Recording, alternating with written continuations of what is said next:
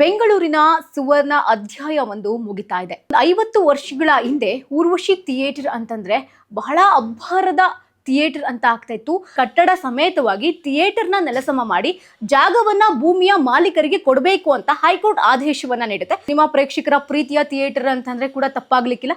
ನೆಲಸಮವಾಗುವಂತಹ ಸಮಯ ಹತ್ತಿರ ಬಂದಿದೆ. ಆತ್ಮೀಯ ಕನ್ನಡ ಪಿಕ್ಚರ್ ವೀಕ್ಷಕರಿಗೆ ನಮಸ್ಕಾರ. ನಾನು ಪಲ್ಲವಿ ರಾಜ್. ಬೆಂಗಳೂರಿನ ಸುವರ್ಣ ಅಧ್ಯಾಯ ಒಂದು ಮುಗಿತಾ ಇದೆ. 50 ವರ್ಷಗಳ ಕಾಲ ಇತಿಹಾಸವನ್ನ ನಿರ್ಮಿಸಿದಂತಹ, ಅದರಲ್ಲೂ ಕೂಡ ನಮ್ಮ ಸಿನಿಮಾ ಇಂಡಸ್ಟ್ರಿಯಲ್ಲಿ ಒಂದು ದಾಖಲೆಯನ್ನ ಬರೆದಂತಹ ಚಿತ್ರಮಂದಿರ ಒಂದು ನೆಲಸಮವಾಗುವಂತಹ ಸಮಯ ಹತ್ತಿರ ಬಂದಿದೆ.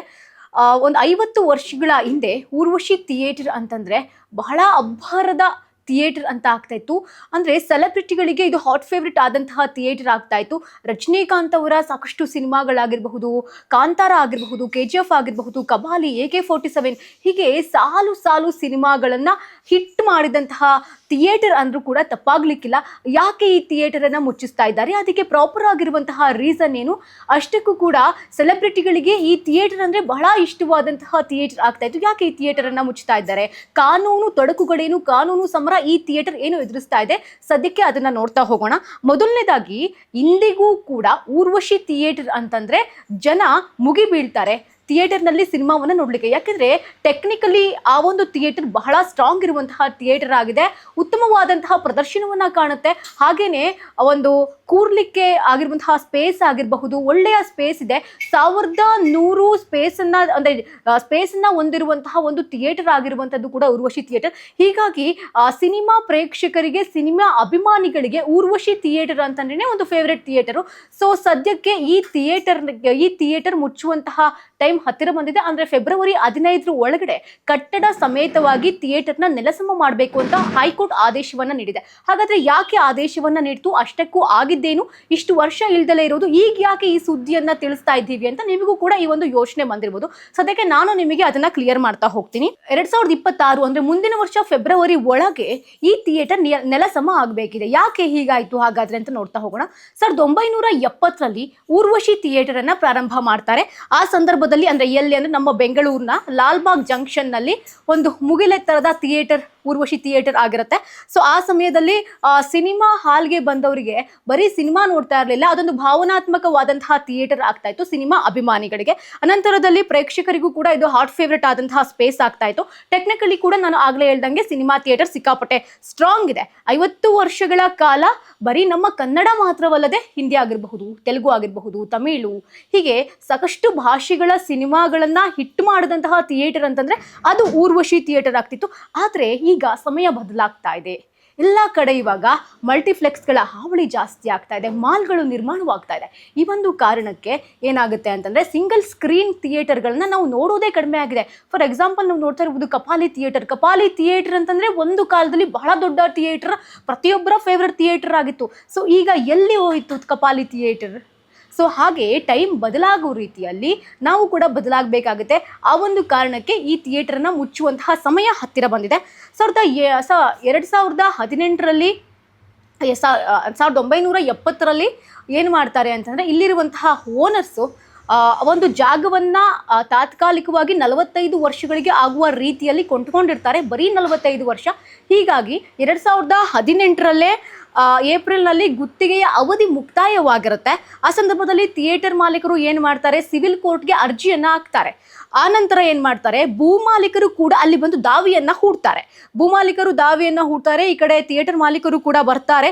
ಸೊ ಇದರಿಂದ ಏನಾಗುತ್ತೆ, ನಮ್ಮ ಚಿತ್ರೋದ್ಯಮದ ಮೇಲೂ ಕೂಡ ಪರಿಣಾಮವನ್ನು ಬೀರಲಿಕ್ಕೆ ಸ್ಟಾರ್ಟ್ ಆಗುತ್ತೆ.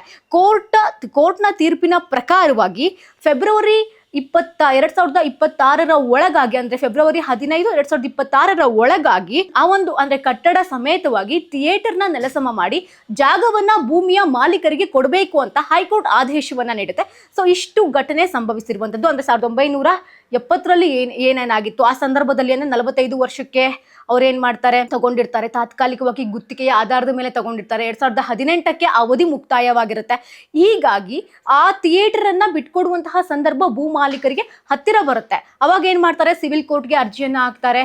ಆನಂತರ ಹೈಕೋರ್ಟ್ಗೆ ಹೋಗುತ್ತೆ. ಹೈಕೋರ್ಟ್ ಆದೇಶವನ್ನು ಕೊಡುತ್ತೆ ಫೆಬ್ರವರಿ 15 2026 ಒಳಗೆ, ಅಂದರೆ ಮುಂದಿನ ವರ್ಷದ ಒಳಗಾಗಿ ನೀವು ಕಟ್ಟಡ ಸಮೇತ ನೆಲಸಮ ಮಾಡಲೇಬೇಕು ಅಂತ ಆದೇಶವನ್ನು ಕೊಡುತ್ತೆ.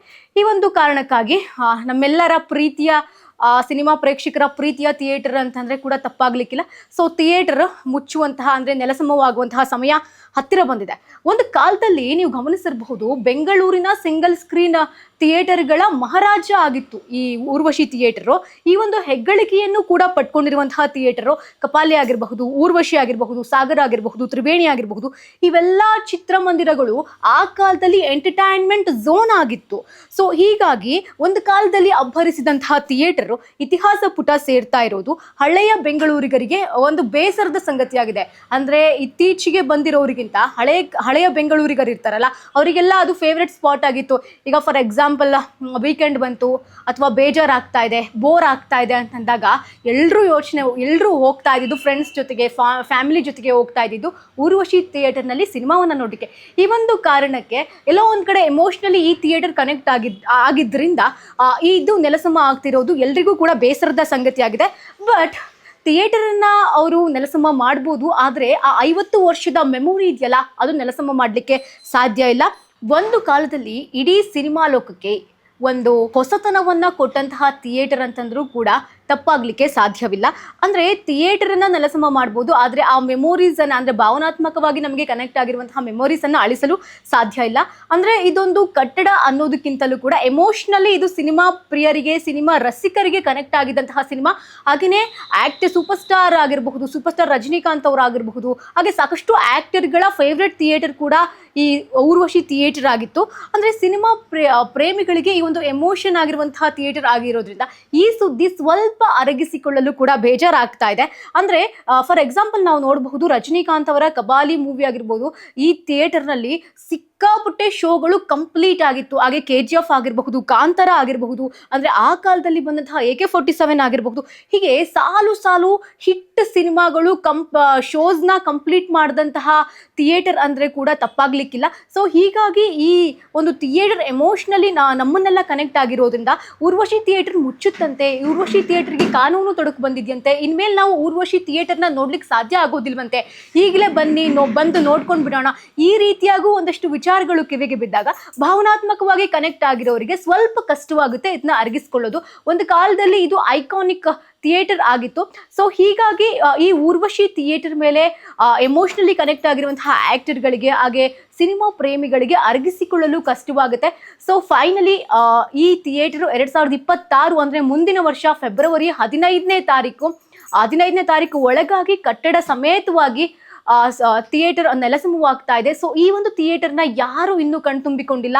ಹಾಗೆಯೇ ಸಿನಿಮಾ ಪ್ರೇಕ್ಷಕರು, ಅಂದರೆ ಅಂದಿನ ಕಾಲದಿಂದಲೂ ಕೂಡ ಸಿನಿಮಾವನ್ನು ನೋಡುವಂತಹ ಸಿನಿಮಾ ಪ್ರೇಮಿಗಳು ಕೂಡ ಇರ್ತಾರೆ. ಅವರು ಎಲ್ಲರೂ ಕೂಡ, ಪ್ರತಿಯೊಬ್ಬರು ಕೂಡ ಹೋಗಿ ಥಿಯೇಟರ್ಗೆ ವಿಸಿಟ್ ಕೊಟ್ಟು ಅಲ್ಲೊಂದು ಫೋಟೋವನ್ನು ತಗೊಳ್ಳುವಂಥದ್ದು, ವಿಡಿಯೋನ ಮಾಡ್ಕೊಳ್ಳುವಂತಹ ಕೆಲಸ ಕೂಡ ಸೋಷಿಯಲ್ ಮೀಡಿಯಾದಲ್ಲಿ ನೀವು ನೋಡ್ತಾ ಇರ್ತೀರ. ಫೈನಲಿ ಥಿಯೇಟರ್ ಮುಂದಿನ ವರ್ಷ ಕ್ಲೋಸ್ ಆಗ್ತಾ ಇದೆ. ಎಮೋಷ್ನಲಿ ಕನೆಕ್ಟ್ ಆಗಿರುವಂಥವ್ರಿಗೂ ಕೂಡ ಬಹಳ ಬೇಸರವಾದಂತಹ ಸಂಗತಿ ಅಂತ ಹೇಳ್ಬೋದು. ಸೊ ಇನ್ನಷ್ಟು ಅಪ್ಡೇಟ್ಗಳಿಗಾಗಿ ನೋಡ್ತಾ ಇರಿ ಕನ್ನಡ ಪಿಕ್ಚರ್.